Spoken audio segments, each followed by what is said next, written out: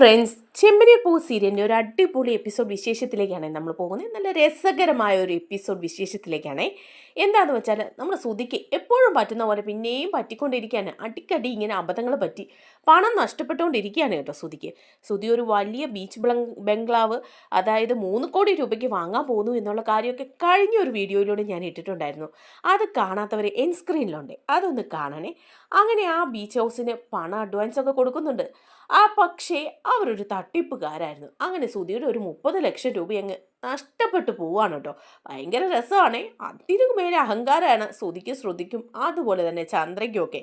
പണം നഷ്ടപ്പെട്ട് കഴിയുമ്പോൾ നമ്മുടെ ശ്രുതിയാണെങ്കിൽ അങ്ങ് തല കറങ്ങി വീഴുകയാണ് ചെയ്യുന്നത്. ആ ഒരു വിശേഷങ്ങളിലേക്കൊക്കെയാണ് നമ്മൾ പോകുന്നത്. നമ്മുടെ വീഡിയോ ഇഷ്ടമായ ലൈക്ക് ചെയ്യാൻ ആരും മറക്കല്ലേ. തീരെ കുറച്ച് ലൈക്കൊക്കെ ഉള്ളൂ, ഒന്ന് ലൈക്ക് ചെയ്ത് സപ്പോർട്ട് ചെയ്യണേ. അതുപോലെ ഹൈപ്പ് ചെയ്യുക, അതുപോലെ ചാനൽ കൂടി ഒന്ന് സബ്സ്ക്രൈബ് ചെയ്യാനായിട്ട് ആരും മറക്കല്ലേ. അങ്ങനെ സുധി ആ വലിയ കൊട്ടാരം വാങ്ങാനായിട്ട് തീരുമാനിച്ചിരിക്കുകയാണല്ലോ. 3 കോടി രൂപയ്ക്കാണ് അത് കിട്ടുന്നത്. 5 കോടിയുടെ കൊട്ടാരമുണ്ട്, പക്ഷേ 3 കോടി രൂപയ്ക്ക് കൊടുക്കുകയും അതുപോലെ തന്നെ 30 ലക്ഷം രൂപ കൈമാറിക്കഴിഞ്ഞാൽ രജിസ്റ്റർ ചെയ്യാമെന്നാണ് പറഞ്ഞിരിക്കുന്നത്. അപ്പോൾ അതനുസരിച്ച് ഭയങ്കര താല്പര്യത്തിൽ നിന്ന് എല്ലാവരോടും പൊങ്ങച്ചം പറഞ്ഞ് പണം 30 ലക്ഷമൊക്കെ ഉണ്ടാക്കിയിട്ട് എല്ലാവരും ബീച്ച് ഹൗസിൽ വന്ന് താമസിക്കണം എന്ന് പറഞ്ഞിട്ട് എല്ലാവരെയും കൂട്ടിക്കൊണ്ട് വന്നിരിക്കുക. സച്ചി, രേവതി, വർഷ, അതുപോലെ ശ്രീകാന്ത്, അച്ഛൻ, അമ്മ എല്ലാവരും ഉണ്ട്. ഇവരെ എല്ലാം കൊണ്ടുവന്ന് പൊങ്ങച്ചൻ പറയാണ്, ഇതുപോലൊരു വീട് ഇനി കാണാനേ ഇല്ല എന്നൊക്കെ പറയാണ്. ചന്ദ്രയാണേലും പറയാണ് രവിയോട്, നിങ്ങൾ കണ്ടോ എൻ്റെ മോൻ സുധി വാങ്ങാൻ പോകുന്ന ഈ വീട് കണ്ടോ, എന്തുമാത്രം വലുതാന്ന് നോക്കിക്കേ. നിങ്ങളുടെ മറ്റു മക്കളെ കൊണ്ട് വല്ല ഇതിന് സാധിക്കുകയോ? സുധിയെ കൊണ്ടല്ലേ ഇത് സാധിക്കുള്ളൂ. നിങ്ങൾ കണ്ടില്ലേ, കൊട്ടാരം പോലൊരു വീട് 3 കോടി രൂപ കൊടുത്തവൻ വാങ്ങുന്നു. എനിക്ക് വിശ്വസിക്കാൻ പറ്റുന്നില്ല. ഇത് സ്വപ്നമാണോ സത്യമാണോ എന്ന് പോലും അറിയില്ല. അപ്പോൾ രവി പറയും, എൻ്റെ ചന്ദ്രേ, ഇത് സത്യവാ. അവൻ ഈ വീട് വാങ്ങാൻ പോവാന്ന് പറഞ്ഞല്ലോ. അവന് പണം ഉണ്ടാക്കി അവൻ വാങ്ങുന്നു. അതിനിപ്പോൾ ഇത്രയും അങ്ങ് പൊക്കാൻ പാടില്ല. മക്കളെയൊക്കെ ഒരുമാതിരി പൊക്കി പറയാം, പക്ഷേ ഒരുപാടായി അവരങ്ങ് വഷളായി പോവും. നീ അങ്ങനെ ഒരുപാട് ഉയർത്തി പറഞ്ഞ് വഷളാക്കിയതാ നമ്മുടെ മോൻ സുധിയെ. എന്ത് വഷളായെന്നാ നിങ്ങൾ ഈ പറയുന്നത്? അവൻ എന്താ കുഴപ്പം? അവനല്ലേ ഇത് ഇപ്പൊ ഇത്രയും വലിയ വീട് വെക്കുകയും ബിസിനസ് നടത്തുകയൊക്കെ ചെയ്യുന്നത്. അവൻ എന്ത് കുഴപ്പം സംഭവിച്ചെന്നാ എന്നൊക്കെ പറയുമ്പോൾ രവി പറയാം, മതി, നീ നിർത്ത്. അങ്ങനെയാലും ഒരു കുഴപ്പമില്ല, ഇനിയിപ്പോൾ അതൊന്നും പറയണ്ടെന്ന് പറയാം. അങ്ങനെ എല്ലാവരും ബീച്ച് ഹൗസിൽ താമസിക്കുകയൊക്കെയാണ് കേട്ടോ. ആ സമയം നമ്മുടെ ചന്ദ്രയും രവിയും കൂടി ഒന്ന് നടക്കാനായിട്ട് പോവാണ്. അപ്പോൾ ബീച്ചിൻ്റെ സൈഡിൽ കൂടെയുള്ള റോഡിൽ അവരിങ്ങനെ നടക്കുക. അങ്ങോട്ടും ഇങ്ങോട്ടും നടന്നു വഴി ചന്ദ്ര ഇതെല്ലാം തന്നെയാണ് പറയുന്നത് കേട്ടോ. എൻ്റെ മോൻ സുധി വെച്ച വീട് കണ്ടോ, വാങ്ങിയ വീട് കണ്ടോ, എന്ത് വലുതാന്ന് നോക്കിക്ക്, കൊട്ടാരം പോലെയാണ്. നമുക്ക് എല്ലാവർക്കും ഈ വീട്ടിൽ സുഖമായിട്ടങ്ങ് ജീവിക്കാം എന്നൊക്കെ പറഞ്ഞ് ഇങ്ങനെ നടക്കുക. അങ്ങനെ ഓരോന്നും പുകഴ്ത്തി പുകഴ്ത്തി പറഞ്ഞ് നടക്കുമ്പോൾ അടുത്തൊരു ചെറിയ കടയുണ്ട്. ആ കടയിൽ പോയിട്ട് കരിക്ക് കുടിക്കാൻ വേണ്ടിയിട്ട് പോവുക. രവി പറയുന്നുണ്ട്, നമുക്കൊരു കരിക്കും വെള്ളം കുടിക്കാമെന്ന് പറയാം. അപ്പോൾ ചന്ദ്രൻ പറയാം, ശരി നമുക്ക് കുടിക്കാമെന്ന് പറഞ്ഞ് 2 പേരും കൂടെ കരിക്ക് കുടിക്കാൻ ചെല്ലുക. അപ്പോൾ കരിക്ക് കൊടുക്കുന്ന ആ ചേട്ടൻ ഇങ്ങനെ നോക്കുന്നുണ്ട്. നോക്കിയിട്ട് ചോദിക്കുക, നിങ്ങളിപ്പോൾ ഇവിടെ പുതിയതാണോ, കണ്ടിട്ടേ ഇല്ല. അപ്പോൾ ഉടനെ ചന്ദ്ര പറയാം, ഞങ്ങൾ പുതിയ ആൾക്കാരാ. ദേ ആ കാണുന്ന വലിയ വീടില്ലേ, ആ ബീച്ച് ഹൗസ്, അതെൻ്റെ മോൻ സുധി 3 കോടി രൂപയ്ക്ക് വാങ്ങിയതാ. ഞങ്ങൾ ആ വീട്ടിലാ താമസിക്കുന്നത് എന്ന് പറഞ്ഞു. അപ്പോഴേക്കും അയാൾ ചോദിക്കുമോ, ഓഹോ, ആ വീടപ്പോൾ വിറ്റോ എന്ന് ചോദിക്കുകയാണ്. അപ്പം ചന്ദ്രൻ പറയുന്നുണ്ട്, അതെ, ആ വീട് വിറ്റു എന്ന് പറയാ രവി. അങ്ങനെ പറയുമ്പോഴത്തേക്കും അയാൾ ചോദിക്കുക, ആഹാ, ആ വീട് അങ്ങനെ വിൽക്കാൻ സാധ്യതയില്ലല്ലോ, അതിൻ്റെ ഉടമസ്ഥൻ അത് വിൽക്കുന്നില്ല എന്നാണല്ലോ പറഞ്ഞത്. എന്തായാലും അത് വിറ്റു, എൻ്റെ മോൻ സുധി അത് വാങ്ങി, ഞങ്ങൾ ആ വീട്ടിൽ താമസിക്കുന്നത് എന്ന് പറയുമ്പോൾ ആ കടക്കാരൻ തന്നെ എന്തോ വശപ്പിച്ചൊക്കെ തോന്നുകയാണ് കേട്ടോ. അയാൾ ഇങ്ങനെയൊക്കെ നോക്കുന്നുണ്ട്, ശരി സത്യമാണോ പറ്റിക്കപ്പെട്ടതാണോ ഇവരെന്നൊക്കെയുള്ള രീതിയിൽ. പക്ഷെ അയാളൊന്നും പറയുന്നില്ല. അങ്ങനെ ഇവരതുവഴിയൊക്കെ നടക്കുക. അതിനൊക്കെ ശേഷം നമ്മുടെ രേവതി സച്ചിയും സംസാരിക്കുമ്പോഴും ഈ വീടിൻ്റെ കാര്യം പറയുമ്പോൾ രേവതി പറയുന്നുണ്ട്, എനിക്ക് ചെറിയൊരു വീട് മതി സച്ചിയേട്ടാ, നമുക്ക് ഗ്രാമത്തിൽ അച്ചമ്മയുടെ വീട് പോലും ഒരു ചെറിയ വീട് മതി എന്ന് പറയുമ്പോൾ സച്ചി പറയാ, ശരിയാ, നമുക്കൊക്കെ പ്രായമാകുമ്പോൾ നമുക്ക് അവിടെ പോയി കുറച്ച് സ്ഥലം വാങ്ങിക്കണം അച്ചമ്മയുടെ വീടിൻ്റെ അടുത്ത്, എന്നിട്ട് അവിടെ ഒരു വീട് ചെറുത് വെച്ച് അവിടെ താമസിക്കണം എന്ന് പറയുമ്പോൾ രേവതി പറയാം, എനിക്കതാ സന്തോഷം. ഇങ്ങനെ അടച്ചു പൂട്ടിയിരിക്കാതെ പുറത്തിറങ്ങി നാട്ടുകാരും ഒക്കെ ആയിട്ട് സംസാരിച്ച് നല്ല രസമല്ലേ, ശുദ്ധമായ വായുവും എല്ലാം ഉണ്ട്. അതുകൊണ്ട് എനിക്ക് ഈ നഗരത്തിലെ ജീവിതമൊന്നും അത്ര വലിയ ഇഷ്ടമൊന്നുമില്ല എന്നൊക്കെ പറയാം. അപ്പോൾ സച്ചിൻ പറയുന്നുണ്ട്, എല്ലാം നിൻ്റെ ഇഷ്ടം പോലെ ആവട്ടെ എന്ന് പറയാം. അപ്പോഴേക്കും സച്ചി രേവതിയോട് പറയാ, അതെ രേവതി, നമ്മൾ വന്നപ്പം 2-3 പേര് ഇവിടുന്ന് പോകുന്ന കണ്ടില്ലേ, അവരാണ് ഇതിൻ്റെ ഓണർ എന്നല്ലേ സുധി പറഞ്ഞത്. അപ്പോൾ രേവതി പറയാം, ശരിയാ, അവരാ ഓണറെന്നാണ് പറഞ്ഞതെന്ന് പറയുന്നത്. അവർ അഡ്വാൻസ് വാങ്ങിയിട്ട് പോയതാവും അല്ലേ എന്ന് പറയുമ്പോൾ രേവതിയും പറയുന്നുണ്ട്, ശരിയാ, അഡ്വാൻസ് കൊടുത്ത് വിട്ടതാണെന്ന് പറയാം. അപ്പോൾ ഉടനെ സച്ചി പറയുന്നുണ്ട് അവന്മാരെ കണ്ടത് എന്തോ ലക്ഷണ പെശക് പോലെ നിനക്ക് തോന്നിയില്ലേ രേവതി എന്ന് ചോദിക്കുമ്പോൾ രേവതി പറയാം എനിക്കും തോന്നി നമ്മുടെ വണ്ടിയുടെ മുമ്പിൽ വന്ന് ചാടിയിട്ട് എന്തെല്ലാം അവൻ പറഞ്ഞിട്ട് പോയത്. ഹാ, അത് തന്നെയല്ല രേവതി, ഒരു കൾച്ചർ ഇല്ലാത്ത ആൾക്കാരെ പോലെ എനിക്ക് തോന്നി. ഇത്രയും വലിയ വീടൊക്കെ സ്വന്തമായിട്ടുള്ളവര് ഇങ്ങനെ കൾച്ചർ ഇല്ലാതെ പെരുമാറുമെന്ന് എനിക്ക് തോന്നുന്നില്ല. അതും 3 കോടി രൂപയുടെ വീടൊക്കെ ഉള്ളവര് എങ്ങനെയാണ് ഈ ടാക്സിയിൽ വരുന്നത്? അവർക്ക് സ്വന്തമായിട്ടൊക്കെ കാറ് കാണില്ലേ? ഇതെന്തോ കള്ളത്തരം പോലെ വെപ്രാളം പിടിച്ച അവന്മാര് ഓടുകയും ചെയ്തു എന്ന് പറയാ. അപ്പം രേവതി പറയുന്നുണ്ട് അതൊന്നും നമ്മൾ ചിന്തിക്കേണ്ട. സുധി എന്തായാലും അഡ്വാൻസ് കൊടുത്തു, വീട് രജിസ്റ്റർ ചെയ്തില്ലേ, ഇനിയിപ്പോൾ എന്ത് പേടിക്കാനാ? സുധിക്ക് ഇതുപോലെ വലിയൊരു വീടായത് നന്നായി എന്ന് പറയുമ്പം സച്ചി പറയാം അതൊക്കെ ശരിയാ, പക്ഷേ നമുക്ക് നമ്മുടെ വീട്ടിലേക്ക് തിരിച്ച് പോകണം കേട്ടോ എന്ന് പറയുമ്പോൾ രേവതി പറയാം 2 ദിവസം ഇവിടെ നിന്നിട്ട് പോകണം എന്നല്ലേ പറഞ്ഞത്, അങ്ങനെ നിന്നില്ലേ പിന്നെ ഇനി അത് മതി പ്രശ്നം, നമുക്ക് അസൂയയും കുശുമ്പും ഒക്കെ ആയതുകൊണ്ടാണ് നിൽക്കാത്തതെന്ന് സുധിയും ശ്രുതിയും പറയുമെന്ന് പറയാം. ആ എന്നാൽ പിന്നെ അങ്ങനെ ആവട്ടെ എന്ന് സച്ചിയും പറയണേ. അങ്ങനെ ഭയങ്കര ആഘോഷപൂർവ്വം ആ വീട്ടിലെല്ലാവരും നിൽക്കുകയും ഫുഡ് കഴിക്കുക, അങ്ങനെ നല്ല രസമാണേ. അപ്പോൾ അങ്ങനെയൊക്കെ ആയ സമയത്ത് സച്ചിക്ക് ഒരു ഓട്ടം വന്ന് സച്ചി ഓട്ടത്തിന് പോവാണ്. അത് വേറെ ആരുമല്ല കേട്ടോ, നമ്മുടെ നീലിമയാണ് കേട്ടോ വിളിക്കുന്നത്. നീലിമ ആരാണെന്ന് വെച്ചാൽ അറിയാമല്ലോ, നേരത്തെ ലിവിങ് ടുഗദർ ഒക്കെ ആയിട്ട് സുധിയുമായിട്ട് ജീവിച്ചിട്ട് സുധിയെ ഒരു പറ്റിച്ചിട്ട് പോയത് 55 ലക്ഷം രൂപ സുധിയുടെ കയ്യിൽ നിന്ന് രവിയുടെ പണം തട്ടിക്കൊണ്ട് കാനഡയ്ക്ക് പോയ നമ്മുടെ നീലിമയാണ് വിളിക്കുന്നത്. ഇതിനു മുമ്പ് ഒരു പ്രാവശ്യം നീലിമ വന്നപ്പം സുധിയെ വിളിക്കുകയും അങ്ങനെ ഭീഷണിപ്പെടുത്തുകയും ഒക്കെ ചെയ്തിരിക്കുകയാണ്. പക്ഷേ സുധി പണം കൊടുക്കാത്തത് കൊണ്ട് തന്നെ നീലിമ ഗുണ്ടകളെയൊക്കെ വിട്ട് സുധിയെ തട്ടിക്കൊണ്ട് പോവുകയും ഒക്കെ ചെയ്തിട്ടുണ്ട്. ആ നീലിമ പോയിട്ട് വീണ്ടും തിരിച്ചു വരികയാണ്. അപ്പം നീലിമ സാധാരണ വരുമ്പം സച്ചിയുടെ ഓട്ടോ ആണല്ലോ വിളിക്കുന്നത്, സച്ചിയുടെ ടാക്സിയാണ് വിളിക്കുന്നത്. അങ്ങനെ സച്ചിയെ വിളിക്കുകയാണ്. സച്ചിയോട് പറയുന്നുണ്ട് സച്ചി എയർപോർട്ടിലേക്ക് വരണം, ഞാനിവിടെ ലാൻഡ് ചെയ്തിട്ടുണ്ടെന്ന് പറയാം. അപ്പം സച്ചി പറയുന്നുണ്ട് ആഹാ ഇപ്പം മേഡം തിരിച്ചു വന്നോ, എന്താ മേഡം ഇപ്പം വരാൻ കാരണം എന്താ എന്ന് ചോദിക്കും. പറയാം എനിക്കിവിടെ ഒരു പ്രോപ്പർട്ടിയുടെ കാര്യങ്ങളൊക്കെ ഉണ്ട്, അപ്പോൾ അതൊന്ന് രജിസ്റ്റർ ചെയ്യൊക്കെ വേണമായിരുന്നു, അതുകൊണ്ട് താങ്കൾ എയർപോർട്ടിലോട്ട് വരണം, അതിനുശേഷം എനിക്കൊന്ന് ഫ്രഷ് ആയിട്ട് രജിസ്റ്റർ ഓഫീസ് വരെ പോവുകയും വേണം നമുക്കൊന്ന് പറയാം. അപ്പോൾ സച്ചി പറയുന്നുണ്ട് ശരി നമുക്കങ്ങനെ ചെയ്യാമെന്ന് പറഞ്ഞ് സച്ചി അവിടുന്ന് പോയി എയർപോർട്ടിൽ ചെന്ന് നീലിമയെ പിക്ക് ചെയ്യാണ്. നീലിമ ഇന്നേരം പറയുന്നുണ്ട് രജിസ്റ്റർ ഓഫീസിൽ പോകാം, അവിടെ എനിക്കൊരു ലാൻഡിൻ്റെ രജിസ്ട്രേഷൻ്റെ കാര്യമുണ്ടെന്ന് പറയാം. അങ്ങനെ നീലിമ രജിസ്റ്റർ ഓഫീസിലേക്ക് പോവാണ്. അങ്ങനെ സച്ചി നീലിമയും കൊണ്ട് രജിസ്റ്റർ ഓഫീസിൽ പോവാം. ആ സമയത്ത് കുറേ താമസമുണ്ട്. അപ്പം നീലിമ രജിസ്റ്റർ ഓഫീസിൻ്റെ അകത്തേക്ക് കയറി പോയിട്ട് തിരിച്ചിറങ്ങി വന്നിട്ട് സച്ചിയോട് പറയുന്നുണ്ട് അതെ സച്ചി കുറച്ച് താമസമുണ്ട് ഇവിടെ, അതുകൊണ്ട് ഞാൻ അകത്ത് പോവാണ്, സച്ചി ഇവിടെ ഒന്ന് വെയിറ്റ് ചെയ്യണം എന്ന് പറയാം. അപ്പോൾ സച്ചി പറയുന്നുണ്ട് അതിനെന്താ ഞാൻ വെയിറ്റ് ചെയ്തോളാം, അമ്മയുടെ അകത്ത് പോയിക്കോ, എല്ലാം ശരിയാക്കിയിട്ട് വന്നാൽ മതി എന്നൊക്കെ പറഞ്ഞ് നീലിമ രജിസ്റ്റർ ഓഫീസിൻ്റെ അടുക്കത്തേക്ക് പോവാണ്. അതേ സമയത്ത് തന്നെയാണ് കേട്ടോ നമ്മുടെ സുധിയും ശ്രുതിയും അതുപോലെ തന്നെ ഒരു ഫ്രണ്ടും കൂടി വരികയാണ് ഈ വീടിൻ്റെ രജിസ്ട്രേഷൻ്റെ കാര്യമൊക്കെ പറയാനായിട്ട്. അങ്ങനെ വന്നിട്ട് വരുമ്പോഴേക്കും നോക്കുമ്പം അവിടെ സച്ചി നിൽപ്പുണ്ട്, ഓട്ടോ ഒക്കെ ആയിട്ട് വന്നിട്ട് ടാക്സിയുടെ അവിടെ ഇരിപ്പുണ്ട്. അപ്പോഴേക്കും പെട്ടെന്ന് കൂട്ടുകാരൻ പറയുന്നുണ്ട് സുധിയോട് സുധി ആണ്ട് നിൻ്റെ അനിയൻ സച്ചിയല്ലേ അത് നിൽക്കുന്നേ, ഇവനെന്താ ഇവിടെ എന്ന് പറയുമ്പം സുധി പറയും ഓ സച്ചി അവൻ അവിടെ എങ്ങനെ നിൽക്കട്ടെ, എന്തിനാ അവനെ വിളിക്കുന്നത്, അവൻ വല്ല ഓട്ടോ ആയിട്ട് വന്നതായിരിക്കും, നമുക്ക് കണ്ട ഭാവം പോലും വെക്കണ്ടെന്ന് പറയാം. അപ്പോൾ അയാൾ പറയാം അയ്യോ കണ്ട ഭാവം വയ്ക്കേണ്ടെന്നോ, അവനോട് പോയി നമുക്ക് വർത്താനം പറയാന്നേ, നമ്മുടെ രജിസ്ട്രേഷൻ്റെ കാര്യത്തിന് വന്നതെന്ന് അവനോട് നമുക്ക് പറയാം, അവനെ കൊണ്ട് എന്തെങ്കിലും സഹായം ഉണ്ടെങ്കിലോ. അപ്പോൾ ശ്രുതി പറയാം അവനെ കൊണ്ട് എന്ത് സഹായം ഉണ്ടാവനാ, അവനെ കൊണ്ടൊന്നും ഒരു സഹായവും ഇല്ല, നമ്മൾ രജിസ്ട്രേഷൻ്റെ കാര്യങ്ങൾക്ക് വേണ്ടിയിട്ടുള്ളതെല്ലാം കൊടുക്കാൻ വേണ്ടി വന്നതല്ലേ, നമ്മൾ ഇത്രയും വലിയ വീട് ഇത്രയും കോടി രൂപ കൊടുത്ത് വാങ്ങുമ്പം അതിനൊക്കെ ഒരു ടാക്സി ഡ്രൈവറെ വിളിക്കാമെന്ന് പറഞ്ഞാൽ അവനോടൊന്നും പറയാനൊന്നും പോകണ്ടെന്ന് പറയാം. എന്നിട്ടും നമ്മുടെ സുധിയുടെ ആ ഫ്രണ്ട് ഉണ്ടല്ലോ ഓടി ചെല്ലുക സച്ചിയുടെ അടുത്തോട്ട്, സച്ചി നീ എന്താ ഓട്ടം വന്നാണോടാ ഇവിടെ എന്ന് ചോദിക്കുക. അപ്പം സച്ചി പറയാം ആഹാ എന്താ നിങ്ങളെല്ലാവരും ഉണ്ടല്ലോ, ഇതെന്താ 3 പേരും കൂടെ ഇവിടെ എന്ന് ചോദിക്കുകയാണ്.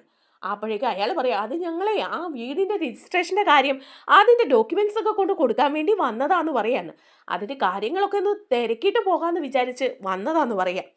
അപ്പോഴേക്കും ഉടനെ സച്ചി ചോദിക്കും ഓഹോ അത് ചോദിക്കാനാണോ നിങ്ങൾ 3 പേരും കൂടെ വന്നത്, രജിസ്ട്രേഷനൊന്നും ആയില്ല, അതിന് മുമ്പ് തന്നെ 3 പേരാ അന്വേഷിക്കാൻ വന്നത്, ആരെങ്കിലും ഒരാൾ വന്നാൽ പോരായിരുന്നോ, സുധി നിനക്ക് മാത്രം വന്നാൽ പോരായിരുന്നോ, എന്തിനാ എല്ലാവരെയും കൂടെ കൊണ്ടുവന്നേന്നൊക്കെ ചോദിക്കുമ്പോൾ സുധി പറയാം അതൊക്കെ എൻ്റെ ഇഷ്ടമല്ലേ, ഞങ്ങൾ ഇഷ്ടമുള്ള പോലെ വരും, അത് നീ അന്വേഷിക്കാനൊന്നും വരണ്ട കേട്ടോ എന്ന് പറയാം. അപ്പോൾ സച്ചി പറയുന്നുണ്ട് ഓ ആയിക്കോട്ടെ ഞാനൊരു ഓട്ടം വന്നതാ, ഇത് നിങ്ങൾ പോയി രജിസ്ട്രേഷൻ്റെ കാര്യം അന്വേഷിക്കുക എന്ന് പറയാം. അപ്പോഴേക്കും ഉടനെ ശ്രുതി പറയുന്നുണ്ട് വാ ശ്രുതി നമുക്ക് അകത്തേക്ക് പോയി രജിസ്ട്രേഷൻ്റെ കാര്യമൊക്കെ അന്വേഷിക്കാമെന്ന് പറയണം. അങ്ങനെ ശ്രുതിയും കൂട്ടുകാരും കൂടെ അകത്തേക്ക് കയറി പോകുമ്പം നമ്മുടെ നീലിമ രജിസ്ട്രേഷൻ്റെ കാര്യങ്ങളൊക്കെ കഴിഞ്ഞിട്ട് ഇറങ്ങി വരും. അപ്പം നീലിമ കാണുന്നത് ശ്രുതിയാണ് കാണുകയാണ് കേട്ടോ. ശ്രുതിയെ കാണുമ്പം നീലിമ കണ്ട ഭാവം വയ്ക്കാൻ മാറി വരിക, മുഖമൊക്കെ മറച്ച്. കാരണം അവിടെ വെച്ച് ഇപ്പോൾ ഒരു സീൻ ഉണ്ടാക്കണ്ടല്ലോ എന്ന് നീലിമ വിചാരിക്കുകയാണ്. എങ്ങനെയായാലും സുധിയുടെ കയ്യിൽ നിന്ന് ആ പണം തിരിച്ചു മേടിക്കണം, പക്ഷേ അവിടെ വെച്ച് കാണണ്ടെന്നുള്ള രീതിയിൽ മുഖമൊക്കെ ഇങ്ങനെ മറച്ചു പിടിച്ച നീലിമ വന്ന് സച്ചിയോട് പറയാം, സച്ചി പെട്ടെന്ന് വണ്ടി എടുക്കുമെന്ന് പറയാണ് കാറിൻ്റെ അകത്ത് കയറി നിന്നിട്ട്. അപ്പോൾ സച്ചി ചോദിക്കാം, മേഡം പോയ കാര്യമൊക്കെ ശരിയായോ, എങ്ങനെ ഉണ്ടായിരുന്നു കാര്യങ്ങളൊക്കെ എന്നൊക്കെ ചോദിക്കുമ്പം അത്ര ഒരു പന്തിയല്ലാത്ത രീതിയിൽ നീലിമ പറയാണ് കേട്ടോ. എന്ത് പോയ കാര്യമൊന്നും ശരിയായില്ലെന്നേ, എങ്ങനെ ശരിയാവാനാ, ആരെ കാണരുതെന്ന് വെച്ച് പോയോ, ആ ശകുനം തന്നെ മുന്നിൽ വന്ന് നിന്നു, അതോടെ ഉള്ള മൂടെല്ലാം പോയി, എന്ത് ചെയ്യാനാ എന്നൊക്കെ പറയുമ്പം സച്ചി ചോദിക്കുക, അതെന്താ അങ്ങനെ, ആരെയെ കാണണ്ടെന്ന് വിചാരിച്ചതെന്ന് പറയുമ്പം ഒരു ഫ്രോഡിനെ അവനെ കാണണ്ടെന്ന് വിചാരിച്ചിട്ട് കണ്ടു, ഇനിയിപ്പോൾ അതൊന്നും പറയണ്ടെന്ന് പറയാം. സച്ചിക്ക് മനസ്സിലാവുന്നുമില്ലല്ലോ അത് സുധിയാണെന്നുള്ള കാര്യം. അങ്ങനെ നീലിമയെ വീട്ടിൽ കൊണ്ടുവിടുന്നൊക്കെയുണ്ട് സച്ചി. അപ്പോൾ സുധിയും ശ്രുതിയും ഇതൊക്കെ ചോദിച്ചിട്ട് തിരിച്ച് വീട്ടിലേക്ക് വരികയാണ് ചെയ്യുന്നത്. അങ്ങനെ വീട്ടിലേക്ക് വന്നു കഴിയുമ്പം ശ്രുതിയും കൂടി ഇരുന്നിട്ട് അവരുടെ വീടിനെ കുറിച്ചിട്ടൊക്കെ ഇങ്ങനെ പൊങ്ങച്ചാൻ പറഞ്ഞുകൊണ്ടേ ഇരിക്കുക. എൻ്റെ ശ്രുതി, നമ്മൾ ഇത്രയും വലിയ വീട് വാങ്ങിക്കുമെന്ന് ആരും വിചാരിച്ചതല്ല, പലർക്കും നമ്മളോട് അസൂയ ഉണ്ടെന്നേ, അസൂയ, അതുപോലെ വലിയ വീടല്ലേ നമ്മൾ വാങ്ങിച്ചിരിക്കുന്നതെന്ന് പറയുക. ശ്രുതിയും പറയാ, ശരിയാ, എല്ലാവരും ഓർത്തതേ നമ്മളൊന്നും ആവില്ല എന്നാ, ഇപ്പം കണ്ടില്ലേ എന്ന് പറയുക.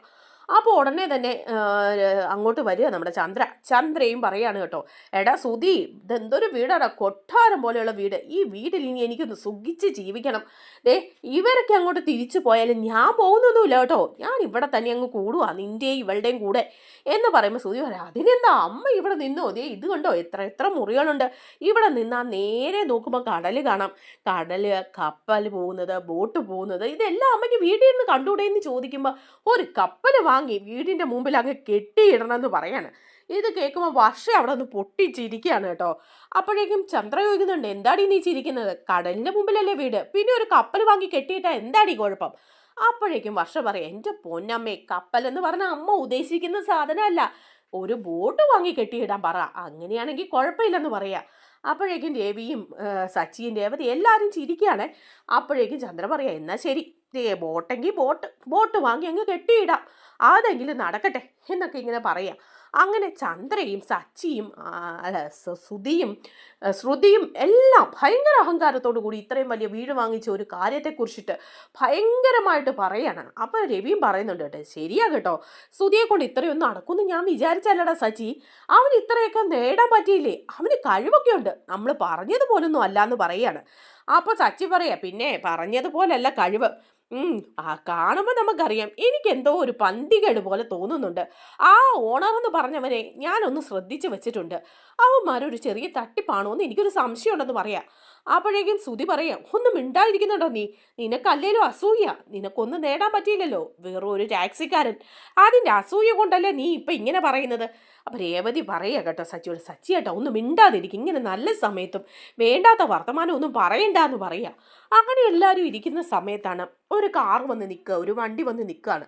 അപ്പോഴേക്കും ഉടനെ തന്നെ ശ്രുതിയോട് പറയാം, ശ്രുതി ഏതോ ഒരു വണ്ടി വന്നു, ആരൊക്കെ ഇങ്ങോട്ട് വരുന്നുണ്ടെന്ന് തോന്നല്ലോ എന്ന് പറയുക. അപ്പോൾ ശ്രുതി പറയുന്നുണ്ട്, അതെ, നമ്മൾ വീടിൻ്റെ നെയിം ബോർഡ് ഉണ്ടാക്കാനായിട്ട് കൊടുത്തിട്ടുണ്ടായിരുന്നല്ലോ, ആ നെയിം ബോർഡും കൊണ്ട് വരുന്നതായിരിക്കും ആൾക്കാർ, ഏതായാലും നമുക്ക് ഇവിടുന്ന് നെയിം ബോർഡും വെക്കണം എന്ന് പറയാണ്. അങ്ങനെയാവുമ്പം ഒരാൾ വന്ന് കയറിയിട്ട് ചോദിക്കുക, ഇങ്ങനെ അന്തം വിട്ട് ഇവരെല്ലാം നോക്കിയിട്ട് ചോദിക്കുക, നിങ്ങളൊക്കെ ആരാ, നിങ്ങളൊക്കെ ഏതാന്ന് ചോദിക്കുക. അപ്പോൾ ശ്രുതി അങ്ങോട്ട് ചോദിക്കും, ആഹാ, ഇവിടെ വന്നിട്ട് നിങ്ങളൊക്കെ ആരാന്ന് ചോദിക്കുന്നു, നിങ്ങളാരാ, നെയിം ബോർഡും കൊണ്ട് വന്നതായിരിക്കും അല്ലേ, ഇങ്ങോട്ട് കാണിച്ച നെയിം ബോർഡ് ഞങ്ങൾക്ക് ഇഷ്ടപ്പെട്ടോ എന്ന് നോക്കട്ടെ, ഇഷ്ടപ്പെട്ടെങ്കിൽ ഇവിടെ തന്നെ അതൊന്ന് ഫിറ്റ് ചെയ്ത് തരണം എന്ന് പറയുക. അപ്പം അയാൾ ചോദിക്കുമോ, നെയിം ബോർഡോ, എന്ത് നെയിം ബോർഡ്, അല്ല ഈ വീടിനൊരു പേരിടാൻ നെയിം ബോർഡിന് പറഞ്ഞിട്ടില്ലായിരുന്നോ, അത് നിങ്ങൾ ഇന്ന് ചെയ്ത് കൊണ്ടുവരാമെന്ന് പറഞ്ഞവരല്ലേ നിങ്ങളെന്ന് ചോദിക്കുമ്പോൾ അയാൾ പറയാ, ഈ വീടിന് നെയിം ബോർഡ് വെക്കാനോ, എൻ്റെ വീടിന് ഞാനൊരു നെയിം ബോർഡ് വച്ചിട്ടുണ്ട്, ഇനി അത് മാറ്റിയിട്ട് വേറെ നെയിം ബോർഡ് വെക്കാനോ, നീ ആരാ അത് പറയാൻ. അപ്പം ഉടനെ ശ്രുതി ചോദിക്കുക, നിങ്ങളുടെ വീടോ, ഇതെങ്ങനെയാണ് നിങ്ങളുടെ വീടാണ്, ഇത് എൻ്റെ വീടാണ്, ഞാൻ 3 കോടി രൂപയ്ക്ക് വാങ്ങിയ എൻ്റെ വീട്. അപ്പോൾ അയാൾ പറയാം, പിന്നെ ഈ നിമിഷം വരെ ഈ വീട് എൻ്റെ ആയിരുന്നു, പിന്നെ ഈ ഒറ്റ നിമിഷം കൊണ്ട് അതെങ്ങനെ നിൻ്റെ വീടായി, പറയട കള്ള, നിങ്ങളൊക്കെ ആരാ, കൂട്ടത്തോടെ അതിക്രമിച്ച് വീട്ടിൽ കയറി താമസിക്കുകയാണല്ലോ, ഇതൊക്കെ കൊള്ളാമല്ലോ, എവിടെ നിന്ന് വരുന്നടേ എന്നൊക്കെ അയാൾ ഇങ്ങനെ നിന്ന് പറയുമ്പം ശ്രുതി സമ്മതിക്കല്ലേ. ശ്രുതി പറയുക, എന്താ നിങ്ങൾ പറയുന്നത്, ഈ വീട് ഞാൻ 30 ലക്ഷം രൂപ അഡ്വാൻസ് കൊടുത്ത് വാങ്ങിയതാ, 3 ലക്ഷം രൂപയ്ക്ക് എനിക്ക് വീട് തന്നിട്ട് ഇതിൻ്റെ ഓണർ വിദേശത്തേക്ക് പോയി, പിന്നെ നിങ്ങളിപ്പം വന്നിട്ട് നിങ്ങളുടെ വീടാണെന്ന് പറയുന്നു, എന്ത് തോന്നിയ ദിവസം വന്ന് പറയാമെന്നാണോ ഇവിടെ എന്നൊക്കെ സുധി ചോദിക്കുമ്പോൾ അയാൾ പറയാ, ഒറ്റ ഒരെണ്ണം മിണ്ടിപ്പോകരുത്, ഞാനിപ്പോൾ പോലീസിനെ വിളിച്ചു വരുത്തും. ഈ വീട്ടിൽ അതിക്രമിച്ച് കയറി താമസിച്ചെന്ന് പറഞ്ഞിട്ട് ഇത് എൻ്റെ വീടാണ്, ഞാൻ ഈ വീട് ആർക്കും വിറ്റിട്ടില്ല. ഇവിടെ 3 കോടി രൂപയ്ക്കും 5 കോടി രൂപയ്ക്കും ഞാൻ ഈ വീട് വിറ്റിട്ടില്ല, എനിക്ക് അതിൻ്റെ ആവശ്യമില്ലെന്ന് പറയാ. അപ്പോൾ സുധി പറയാം, പിന്നെ നിങ്ങൾ അഡ്വാൻസ് 30 ലക്ഷം വാങ്ങിച്ചത് വെറുതെ ആണോ എന്ന് ചോദിക്കുക. അയാൾ പറയുന്നുണ്ട്, ഞാൻ വാങ്ങിച്ചത് നിങ്ങളോട് 30 ലക്ഷം രൂപ, ഞാൻ നിങ്ങളോട് 30 ലക്ഷം രൂപ വാങ്ങിച്ചിട്ടില്ല. ആരെങ്കിലും നിങ്ങളെ പറ്റിച്ചെങ്കിലേ ആ പറ്റിച്ചവരോട് പോയി ചോദിക്കേ. എൻ്റെ അറിവോടെ ഈ വീട് വിറ്റിട്ടില്ല. ഈ വീട് ഇതിനു മുമ്പ് ഞാനൊന്ന് വാടകയ്ക്ക് കൊടുത്തിരുന്നു, അത്രയേ ഉള്ളെന്ന് പറയാണ്. പോലീസിനെ വിളിക്കാന്ന് പറഞ്ഞ് അയാൾ അപ്പോൾ തന്നെ പോലീസിനെ വിളിക്കുക. അപ്പോൾ ഇതെല്ലാം കണ്ട് എല്ലാവരും അന്തം വിട്ട് നിൽക്കുക. ചന്ദ്ര ഇങ്ങനെ നെഞ്ചത്ത് കൈവച്ച് നിൽക്കുകയാണ്, അതുപോലെ തന്നെ ശ്രുതിയും ഒക്കെ. അപ്പോഴേക്ക് പോലീസ് വരുമ്പം ഇയാളോട് പോലീസുകാരൻ ചോദിക്കുകയാണ്, നിങ്ങളോട് ആരാ അഡ്വാൻസ് പണം വാങ്ങിച്ചത്, അയാളെക്കുറിച്ച് എന്തെങ്കിലും വിവരം നിങ്ങൾക്ക് അറിയാവോ, ഫോട്ടോ എങ്കിലും ഉണ്ടോ എന്ന് ചോദിക്കുമ്പോൾ ശ്രുതി ഫോട്ടോ കാണിച്ചു കൊടുക്കും. അതെ, ഇയാളാണ് വാങ്ങിച്ചത് 30 ലക്ഷം രൂപ എന്ന് പറഞ്ഞ് കാണിച്ചു കൊടുക്കുമ്പം ഓണറും പോലീസുകാരനും നോക്കിയിട്ട് പറയാം, ഇതൊരു ഗജ ഫ്രോഡ് തന്നെയാണ്. ഓണർ പറയാണ്, ഇവൻ്റെ കഴിഞ്ഞ മാസങ്ങളിൽ ഇവിടെ താമസിച്ചതാ വാടകയ്ക്കെന്നും പറഞ്ഞ് എടുത്തിട്ട്, എന്നിട്ട് ഒരു വാടക പോലും തരാതെ അവൻ മുങ്ങിയിരിക്കുകയാണ്. എന്നിട്ട് അവൻ എൻ്റെ വീട് വിറ്റെന്നോ, അവനെങ്ങനെ എൻ്റെ വീട് വിൽക്കാൻ പറ്റും, അവനൊരു ഗജ ഫ്രോഡാണ്. അപ്പോൾ പോലീസുകാരനും പറയും, ശരിയാ, ഇവനൊരു ഫ്രോഡാ, ഇവൻ്റെ പേരിൽ ഒരുപാട് പരാതികൾ ഇവിടെ കിടപ്പുണ്ട്, ആളുകളെ പണത്തിൻ്റെ പേരിൽ തട്ടിക്കുക എന്നുള്ള ഇവൻ്റെ സ്വഭാവമാണ്, അതുകൊണ്ട് ഇവനെ ഇതുവരെ തേടി പിടിക്കാൻ പോലും ഞങ്ങൾക്ക് പറ്റിയിട്ടില്ല, നിങ്ങൾക്ക് പറ്റിക്കപ്പെട്ടു, നിങ്ങളുടെ 30 ലക്ഷം രൂപ ഏത് വഴി പോയെന്ന് അറിയില്ല എന്ന് പറയുക. അപ്പോൾ ശ്രുതി പറയാം, ഇല്ല ഞാൻ സമ്മതിക്കില്ല, ഇത് ഞാൻ വാങ്ങിയ വീട് തന്നെയാണെന്ന് പറയാം. അപ്പോൾ അയാൾ പറയുന്നുണ്ട്, നിങ്ങൾ എന്നിട്ട് എന്തെങ്കിലും എഗ്രിമെൻ്റ് പോലെ എഴുതിയെന്ന് ചോദിക്കുക. ഇല്ല, എഗ്രിമെൻ്റ് ഒക്കെ എഴുതാമെന്ന് പറഞ്ഞിരുന്നു, എഗ്രിമെൻ്റ് ഒന്നും എഴുതിയില്ലെന്ന് പറയാം. അപ്പോൾ പോലീസുകാരൻ പറയുന്നുണ്ട്, പിന്നെ എന്തിനാ നിങ്ങൾ ഈ 30 ലക്ഷം രൂപ കൊടുത്തു വിട്ടത്, ഇത്രയും രൂപ കൊടുത്തു വിടുമ്പം ആരും ഒരു എഗ്രിമെൻ്റ് എഴുതാതെയാണോ വാങ്ങുന്നത്, ഏത് ഓണർമാരാണ് അങ്ങനെ ചെയ്യുന്നത്, നിങ്ങൾ എന്തുകൊണ്ട് ഇതൊന്നും ശ്രദ്ധിച്ചില്ല, വെറുതെ 30 ലക്ഷം എടുത്ത് കൊടുത്തു വിട്ടെങ്കിൽ അത് പോയി എന്നങ്ങ് വിചാരിച്ചാൽ മതി. ഈ വീട് ഇയാളുടെയാണ്, ഇയാളിപ്പോൾ അത് വിൽക്കാനോ ഉദ്ദേശിക്കുന്നില്ല, അതുകൊണ്ട് ഈ വീട്ടിൽ നിന്ന് എല്ലാവരും ഇറങ്ങണം എന്ന് പറയുകയാണ് കേട്ടോ. അപ്പോഴേക്കും അങ്ങ് കരയാൻ പോവാ. ഇത് കേട്ട് കഴിയുമ്പോഴേക്കും നമ്മുടെ ശ്രുതി പറയാ, ദൈവമേ ആ പണോ പോയോ എന്ന് ചോദിക്കുക. അപ്പോൾ ശ്രുതി പറയുന്നുണ്ട്, എൻ്റെ 30 ലക്ഷം രൂപ പോയോ എന്ന് പറയാ. അപ്പോൾ ശ്രുതി പറഞ്ഞു വെച്ച് നെഞ്ചത്തടിച്ച് കരയാണേ, അയ്യോ ആ 30 ലക്ഷം രൂപ പറ്റിക്കായിരുന്നു, അപ്പോൾ ആ വീട് നമുക്ക് കിട്ടിയില്ലേ, ഇത് നമ്മുടെ വീടല്ലേ എന്നൊക്കെ ചോദിച്ച് ഇരിക്കുന്ന നിപ്പിന് നമ്മുടെ ശ്രുതിക്ക് അങ്ങ് തല കറങ്ങി അങ്ങ് വീഴാൻ പോകുമ്പോൾ രേവതി കയ്യിൽ ഇങ്ങനെ താങ്ങി പിടിക്കുന്നുണ്ട്. അപ്പോഴേക്ക് സച്ചി അവിടെ നിൽക്കുക. സച്ചി അന്നേരം പോലീസുകാരനോട് പറയുന്നുണ്ട്, സാറേ ഞങ്ങൾ ഇവിടുന്ന് ഇറങ്ങിക്കോളാം, അതിനൊരു സാവകാശം തരണം, ഞങ്ങൾ ഇതിൻ്റെ ആ പണം വാങ്ങിക്കൊണ്ട് പോയ ആ ഫ്രോഡിനെ ഒന്ന് കണ്ടുപിടിച്ച് അയാളോട് ആ പണം ഒന്ന് തിരിച്ച് വാങ്ങിക്കോട്ടെ, എന്നിട്ട് ഞങ്ങൾ ഇവിടുന്ന് ഇറങ്ങാമെന്ന് പറയാണ്. അപ്പോൾ പോലീസുകാരൻ പറയുന്നുണ്ട്, ഇല്ല അതൊന്നും പറ്റില്ല, ഇയാൾ സമ്മതിക്കില്ല അത്രയും നാളൊന്നും ഇവിടെ താമസിക്കാൻ. അപ്പോൾ സച്ചി പറയാം, കുറച്ചൊരു സാവകാശം കൂടി തരാൻ പറയാണ്. അങ്ങനെ അവർ ഒരാഴ്ചത്തെ സാവകാശം കൊടുക്കുകയാണ്, അതിനിടയിൽ കണ്ടുപിടിച്ചെടുത്തോണം, അതുവരെ ഇവിടെ താമസിച്ചോളാൻ പറയാം. എന്നിട്ട് അവരങ്ങ് പോവാണ്. പോകുന്ന സമയത്ത് ശ്രുതി പറയും, അയ്യോ എൻ്റെ പണം പോയെന്ന് പറയുമ്പോൾ നേരെ സച്ചി എന്നിട്ട് പറയാം, എടാ എന്താടാ ഇത്, നീ ചെല്ലുന്നിടത്തല്ല ഇതല്ലേ സംഭവിക്കുള്ളൂ, അല്ലാതെ ഒന്നും സംഭവിക്കുന്നില്ലല്ലോ എന്ന് പറയാണ് കേട്ടോ. സച്ചിക്ക് ഒരു കൂസലുമില്ല. സച്ചി ഇരുന്ന് ഭക്ഷണമൊക്കെ കഴിക്കുകയാണ്, എല്ലാവരും വിഷമിച്ചിരിക്കുക. അപ്പോഴേക്കും സച്ചി പറയുന്നുണ്ട്, ഇതൊന്നും ഇവിടെ പുതുമയൊന്നും അല്ല, പിന്നെ എന്തിനാ എല്ലാവരും വിഷമിച്ചിരിക്കുന്നത്, നമ്മുടെ സുധിച്ചേട്ടനാണെങ്കിൽ എത്ര സ്ഥലത്ത് പണം കൊണ്ട് കളഞ്ഞിട്ടുണ്ട്, 30 ലക്ഷമായിട്ടും 55 ലക്ഷമായിട്ടും 1 ലക്ഷമായിട്ടും എല്ലാം. അതൊന്നും പുതുമയല്ലല്ലോ, പല സ്ഥലത്തും പണം നഷ്ടപ്പെട്ടിട്ടുള്ളൂ അല്ലേ. ഈ തിരുമണ്ടന് ഇവന് 10 ഡിഗ്രി ഉണ്ടെന്ന് പറഞ്ഞിട്ട് എന്താ കാര്യം, തലയ്ക്കകത്തൊരു മൂളയില്ല, അങ്ങനെ ഉണ്ടെങ്കിൽ ഇവൻ ഇങ്ങനെ ചെയ്യാറുണ്ടോ എന്ന് ചോദിക്കുക. അപ്പോൾ ഉടനെ തന്നെ നമ്മുടെ ചന്ദ്ര പറയാം, നീ എന്തിനാ അവനെ കുറ്റപ്പെടുത്തുന്നത്, 30 ലക്ഷം രൂപ പോയെങ്കിൽ അവൻ്റെ പണമല്ലേ പോയത്, നിന്റെ അല്ലല്ലോ, എൻ്റെ കുഞ്ഞ് കഷ്ടപ്പെട്ടുണ്ടാക്കിയ 30 ലക്ഷം രൂപയാണ് പോയത്, അതിന് നിങ്ങളാരും വിഷമിക്കേണ്ട കാര്യമൊന്നുമില്ല എന്ന് പറയാം. അപ്പോൾ സച്ചി പറയാം, അതൊക്കെ ശരിയാ, പക്ഷേ ഏതോ ഒരു പെണ്ണിനൊരു 55 ലക്ഷം കൊടുത്തിരുന്നല്ലോ അച്ഛൻ്റെ, ആ പണമെങ്കിലും ഉണ്ടായിരുന്നെങ്കിൽ നമുക്കെല്ലാവർക്കും അത് ഉപകരിച്ചേനെ, ഞങ്ങൾക്കൊരു റൂം കിട്ടിയത് താമസിക്കെങ്കിലും ചെയ്യായിരുന്നു എന്നൊക്കെ ഇങ്ങനെ പറഞ്ഞിട്ട് പറയാണ്. ഇവനെ ഇങ്ങനെ പണം കൊണ്ട് കളയുന്നത് നല്ലതാണെന്ന് തോന്നുന്നുണ്ടോ എന്ന് ചോദിക്കുക. ഇവൻ തിരുമണ്ടനായതുകൊണ്ട് ഇങ്ങനെയൊക്കെ ചെയ്ത് കൂട്ടുകയാണ്, അതിനെ ന്യായീകരിക്കാനൊന്നും ആരും വരണ്ട. എന്നിട്ട് ഈ തിരുമണ്ടൻ പറഞ്ഞത് കേട്ടോ അച്ഛനോട്, ആ വീട് വിറ്റിട്ട് നമുക്ക് ഈ വീട് വാങ്ങാമെന്ന്, ആ വീട് വിറ്റ് പണം കൂടി അച്ഛൻ കൊടുത്തിരുന്നെങ്കിൽ അതും ആർക്കെങ്കിലും കൊണ്ട് ഇവൻ കൊടുത്തേനെ, നമ്മളെല്ലാം പേര് വഴി കിടക്കേണ്ടി വന്നേനെ, ഏതായാലും ആ ബുദ്ധി പോകാത്തത് നന്നായി എന്ന് സച്ചി പറയാം. അപ്പോൾ ശ്രുതി പറയാ പണം പോയെങ്കിൽ ഞാനത് ഉണ്ടാക്കും, ഇനിയും ഉണ്ടാക്കും എന്ന് പറയാം. അപ്പോൾ സച്ചി പറയുന്നുണ്ട്, ആ ഉണ്ടാക്ക്, നിന്റെ ഭാര്യയുടെ ചെറിയച്ഛനോട് ചോദിച്ച് കുറച്ച് പണം വാങ്ങ്, അപ്പോൾ പിന്നെ കുഴപ്പമില്ലല്ലോ, നഷ്ടം വന്നാൽ നിങ്ങൾ നികത്താവല്ലോ എന്ന് പറയാണ്. അപ്പോൾ ശ്രുതിക്ക് അതങ്ങ് പിടിക്കുന്നില്ല. അപ്പോൾ സച്ചി പറയുന്നുണ്ട്, ഞാൻ അന്വേഷിക്കാം, നിങ്ങളുടെ ഒരു കൂട്ടുകാരനൊരുത്തനില്ലേ, അവനല്ലേ ഇതെല്ലാം ഒപ്പിച്ചു തന്നത്, ആ പാർക്കിൽ വെച്ച് കാണുന്ന അവനല്ലേ ഇതെല്ലാം ഒപ്പിച്ചു തന്ന ബ്രോക്കർ, അവനും ഞാനും കൂടെ പോയി മറ്റേ ആ ഫ്രോഡിനെ തപ്പി ആ പണം കണ്ടെത്താൻ ശ്രമിക്കാം എന്ന് പറയുക. അപ്പോൾ ശ്രുതി പറയുന്നുണ്ട്, ഞങ്ങൾക്ക് വേണ്ടി ആരും പോകുന്നു വേണ്ടാന്ന്. അപ്പോൾ സച്ചി പറയാ, അല്ല നിങ്ങൾക്ക് വേണ്ടിയിട്ടല്ല, ഇവനൊരു നഷ്ടം വന്നു, അച്ഛൻ്റെ പണമല്ലേ അത്, അച്ഛൻ്റെ പണം കൂടി തിരികെ കിട്ടാനുണ്ടല്ലോ, അതുകൊണ്ട് പോകാമെന്ന് ഞാൻ പറഞ്ഞതാ. എന്തായാലും നമ്മളെ അങ്ങനെ പറ്റിച്ചിട്ടൊരുത്തം മുങ്ങാൻ ഈ സച്ചി സമ്മതിക്കില്ല എന്ന് പറയാം. അപ്പോഴേക്ക് ഉടനെ തന്നെ രവി പറയുന്നുണ്ട്, അതെ ശ്രുതി, നീ ഇങ്ങനെയൊക്കെ ചെയ്യാതെ എന്ന് പറയുമ്പോൾ ചന്ദ്ര വന്നിട്ട് ശ്രുതിയോട് പറയാം, ശ്രുതി മോളെ, നിന്റെ ചെറിയച്ഛനില്ലേ, ചെറിയച്ഛനോട് കുറച്ച് പണം വാങ്ങ്, ഈ നഷ്ടം വന്ന പണം ചെറിയച്ഛനോട് വാങ്ങിയെടുക്കാൻ നോക്കും മോളെ എന്ന് പറയുമ്പോൾ അതൊന്നും ശരിയാവില്ല, ഞങ്ങൾ എങ്ങനെയെങ്കിലും ഈ പണം ഉണ്ടാക്കി തിരികെ തരും, വാ ശ്രുതി എന്ന് പറഞ്ഞിട്ട് അവർ റൂമിലേക്ക് അങ്ങ് കയറി പോവാണ്. അങ്ങനെ തിരുമണ്ണ ശ്രുതിക്ക് പിന്നെയും പണം നഷ്ടപ്പെട്ടിരിക്കുകയാണ്. അത് കേട്ട് അങ്കലാപ്പായി ഇരിക്കുകയാണ് കേട്ടോ, ആസായിട്ട് ഇരിക്കുകയാണ് അവർ രണ്ടുപേരുവേ. നമ്മുടെ വീഡിയോ ഇഷ്ടമായാലൊന്ന് ലൈക്ക് ചെയ്യണേ, ചാനൽ കൂടി ഒന്ന് സബ്സ്ക്രൈബ് ചെയ്ത് സപ്പോർട്ട് ചെയ്യണേ. താങ്ക്